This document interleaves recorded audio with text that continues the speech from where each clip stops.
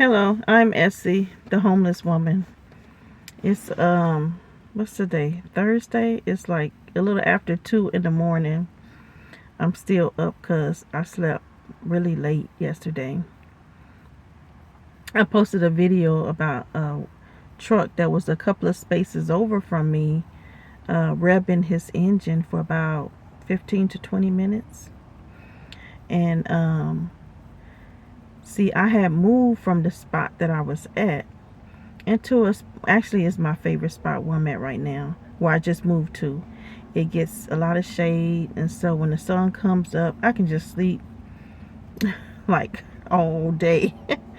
So I didn't have to work yesterday, Wednesday, so I said I'm just gonna sleep in. And because I was up all night. See, I'm a night owl. I love the nights, and the police know that about me. I don't know what they think about me. I know who I am, but the police know that I love to stay up all night and sleep all day. And I have to force myself to get up when it's time to do Uber. But so he came, the truck came around 3 something, closer to 4. I would say like 3:45 was when I started hearing an engine rev up. And he had to, you saw in the video, if you saw the video that I posted, he had his hood up. I never seen him before or that truck. Now, I have learned a lot about police since I've been homeless and since I've been going back and forth with them, since they've been harassing me, put it like that, and stalking me, because I don't call that surveillance. I call surveillance when someone is actually doing something wrong, selling dope or doing whatever they're doing, that's against the law. That's called surveillance to me. But when you use your badge to go after someone you don't like, to get revenge, that's not called surveillance to me. That's called stalking and harassing. And they're using their badge to do it. And I know one day I'm going to be vindicated. I know one day that it's going to be revealed to everyone what they have done to me. So imagine if they're doing this to me, how many more other people it's being done to. I know I saw a YouTube video about this. He was a Caucasian man. It was a different state, and he had revealed something that the police was doing. It was criminal, and they started doing the same thing to him. Started stalking him, and he was recording some of the stuff that they were doing to him, but he got scared. He got scared, and he wind up. I can't remember if they unalived him. He came up unalived, or if he came up missing. I can't remember, but he felt that they were going to take his life, and he's no longer with us. So I um I know that maybe some people may be worried about me and what the police may do to me. Believe me, I'm not worried about what the police may do to me. My Heavenly Father got my back. He has shown me in many ways that He has my back. Also, He has gave me permission to my words get ahead of me in my mind, but my mouth is slow. But He has also given me the permission to speak freely. So, and not have to worry about anybody coming after me.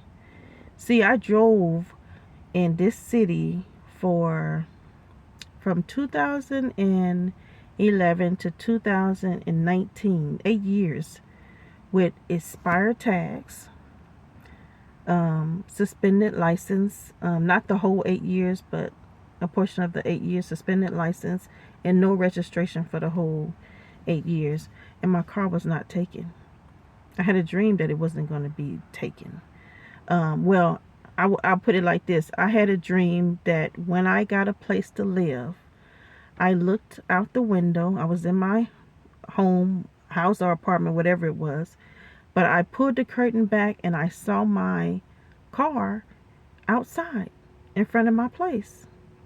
So I knew that my car wasn't going to either, it wasn't going to get taken, or if it get taken, that I was going to get it back.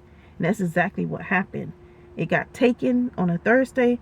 I was able to get my car back Saturday, but I let it sit in the impound until Monday. So just like he allowed me to drive my car for 8 years and not be taken, and when it was taken, he made it so that I got everything that I needed to get my car back in 2 days.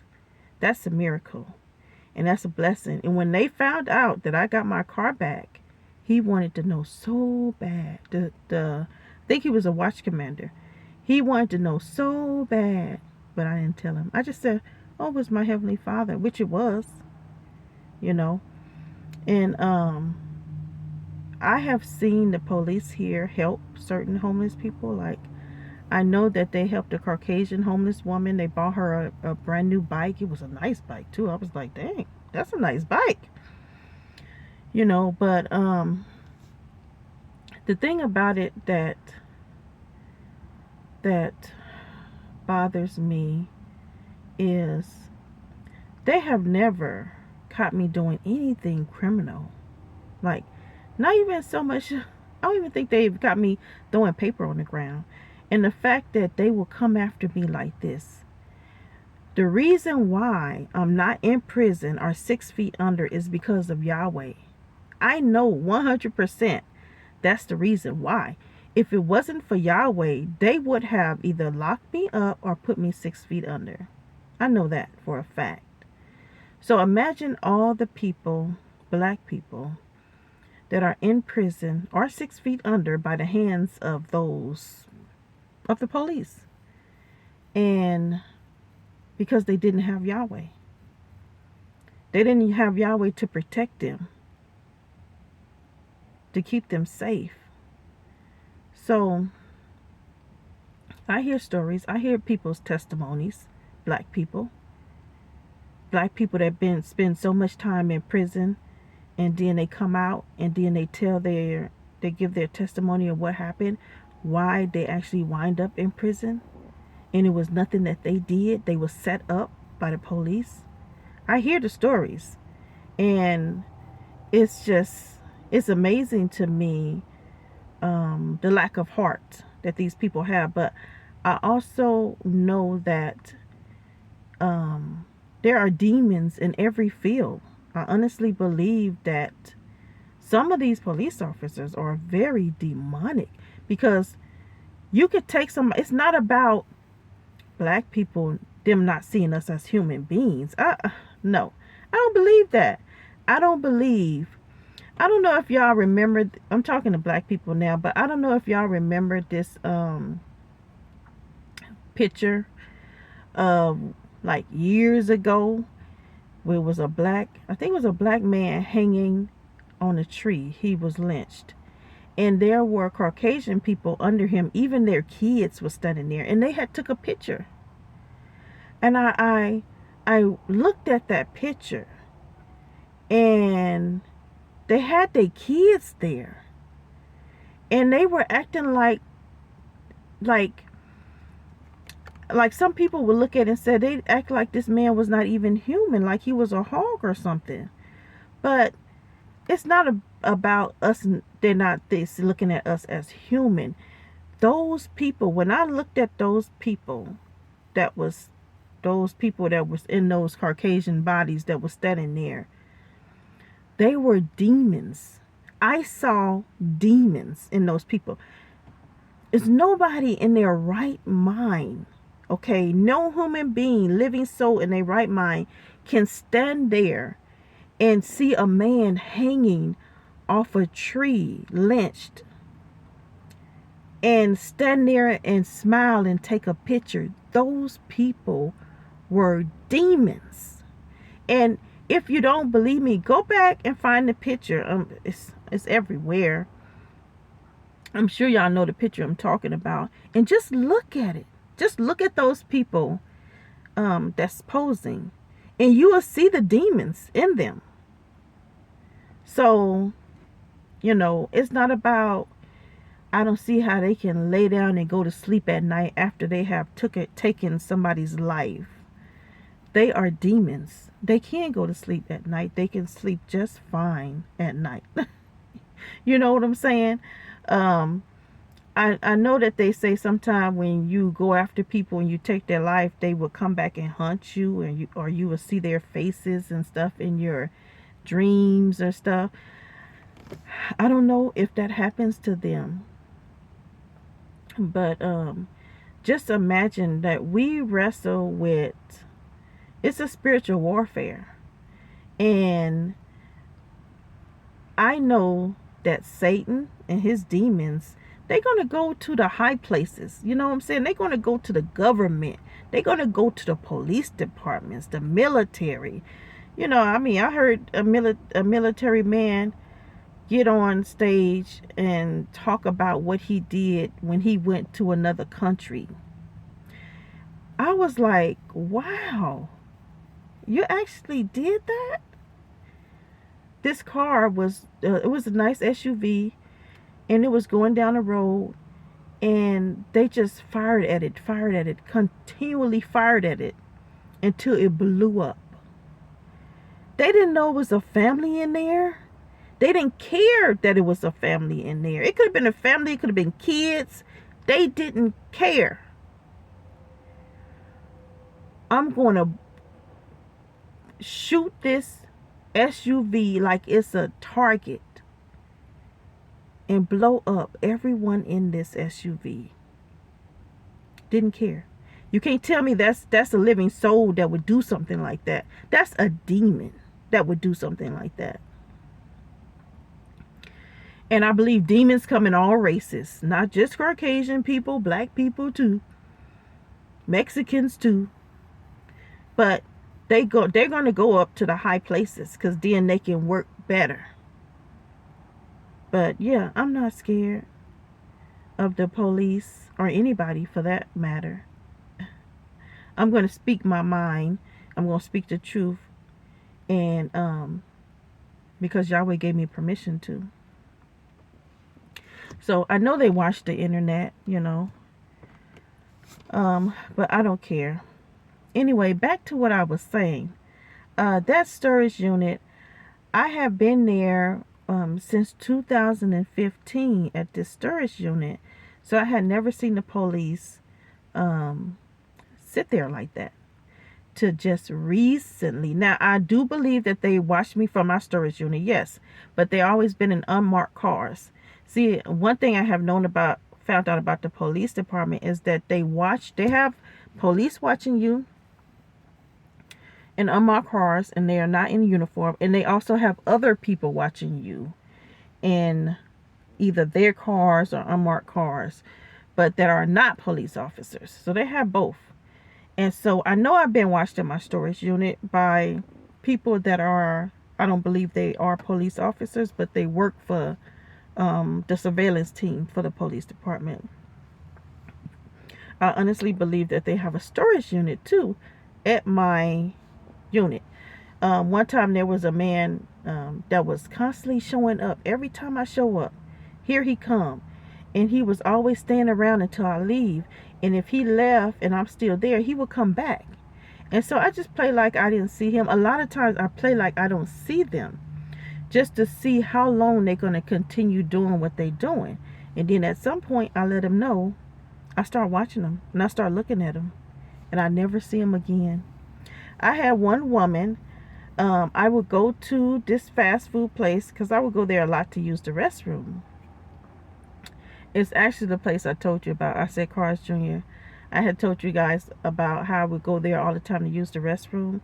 And I know that the manager wanted to say something to me about coming there. But when she came out and saw that I had a new van, she didn't say nothing to me.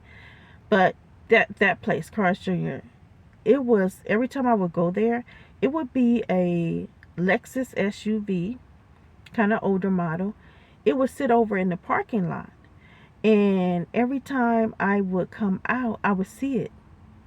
And so I played like I didn't see it for, I don't know, like months. I don't know how many months I did it, but it was months where I played like I didn't see this SUV. Lexus SUV, but I knew that the person was in there watching me when I come out of Carl's Jr. So one night I said, you know what? I'm just going to pass this SUV, pass right in front of it. So I did. I passed right in front of the SUV. It was nighttime. And I looked over in that SUV and I saw a Caucasian woman. And she was riled back because she was sitting up. Once she saw that I was coming straight and I wasn't going left or right, she saw that I was coming straight and I was coming down the aisle that she was on. She put her seat back. When I went past her and I looked over at her, we got eye contact with each other. And she knew that I saw her. Do you know I have never seen her again? Never seen her again. She has never sat there in that spot again. She's been sitting there for months. When I let her know, I see you. I never saw her again. And that has been happening to me over and over again. Once I let that person know, I see you. I never see them again. Same thing with the white Toyota Tacoma just recently. But about a couple of weeks it's been sitting there. The row behind me, watching me. So I told you guys I parked my car and my van like this. It was the row behind and it was parked so it can see in between my car and my van. So when I get out, he can see what's in my hands. He can see everything I'm doing. I know with the police that they watch you like really, really hard. Like they watch, like some of you guys, I know you've been stopped by the police. And I noticed that when the police stop you, they look all in your car. They're always looking around, because they want to find something illegal to get you for. And I really don't look at the police as people that help you anymore. I look at the police as people that are trying to lock you up, trying to find something on you.